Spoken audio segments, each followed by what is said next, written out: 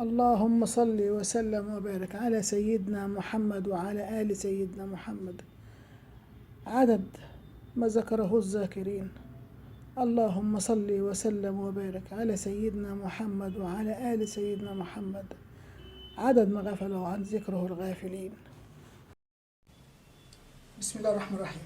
السلام عليكم ورحمة الله وبركاته. ازيكم يا حبايبي، عاملين ايه؟ اتمنى لكم يا رب السعادة والهنا، وكل اللي في نفسه في حاجة يا رب يحققها. النهارده جايبه لكم زيت شعر جميل جدا تعمليه في البيت، ضامنه ايه اللي فيه وعاملاه على ايدك، وتحط الكميه اللي انت عايزاها.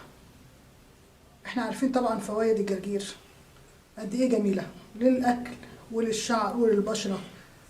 احنا النهارده شغلنا على بذر الجرجير، البذور دي بذور الجرجير. هناخد بذور الجرجير دي وهنطحنها. بذور الجرجير هنطحنها في المطحنة اهي، اهو ده بذور الجرجير اهي كده. طحنا بذور الجرجير، وادي المطحون بتاعها اهو. هناخد منه معلقة او معلقتين حسب ما انت عايز، يعني المهم تعايري براحتك. ممكن تحطي معلقة على كوباية زيت زيتون او معلقتين زي ما تحبي، حسب ما انت عايزه بقى، انه يعني ايه تظبطي والامكانيات اللي معاكي. مش هيقول لا، يعني حتى لو معلقتين ثلاثه مش مفيش خساره فيه، يعني كتر فيه فايده مش خساره. المهم هتاخدي زيت، عندنا زيت زيتون. زيت الزيتون ده هتاخدي منه اي العيار انت عايزاه، كوبايتين ثلاثه زي ما انت عايزه، وحطيهم على النار. وممكن كمان تحطيهم على حمام مريم او حمام بخار، يعني تحطي الميه تبقى في الاناء على النار، وتحطي فيها حاجه تانية بحيث ان هو الميه ده الزيت يبدا يسخن لدرجه ان خلاص هيغلي، يعني يسخن جامد درجات سخونيه كويسه. تروح حاطه فيه المقدار اللي انت عايزاه معينه من ده، يعني لو حتى كوبايه زيت وعليها معلقتين من دول كويسين مش وحشين.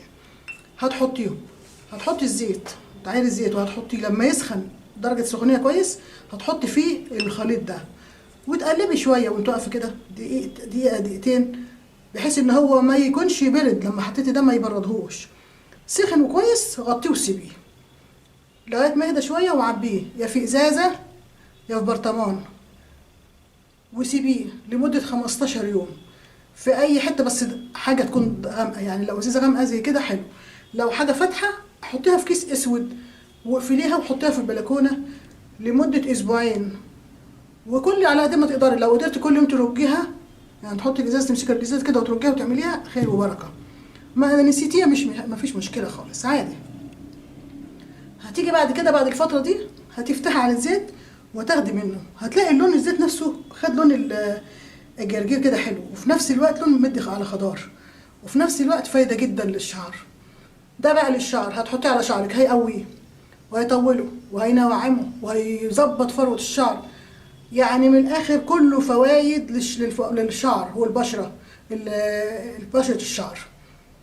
هتشوفي الحاجات دي بقى بعد، استمري عليه، وكل ما تحطي منه دلكي، يعني انت بتحطي على الاطراف وتدعكيها، بتحطي تبلي صوابع اطراف صوابعك كده وتدعكي في فروه الشعر نفسها، فروه الراس، بحيث تدلكيها يبقى منه تدليك ومنه. دي بقى حلوه جدا للشعر، جربيه وشوفيه. انا الحاجات دي كلها مجرباها وعارفه فايدتها قد ايه، وفي حاجات تانية برضو لسه هقولها لكم فايدته جميله جدا. انا حاليا دلوقتي موجود معايا ده وبعمل مستعمل منه.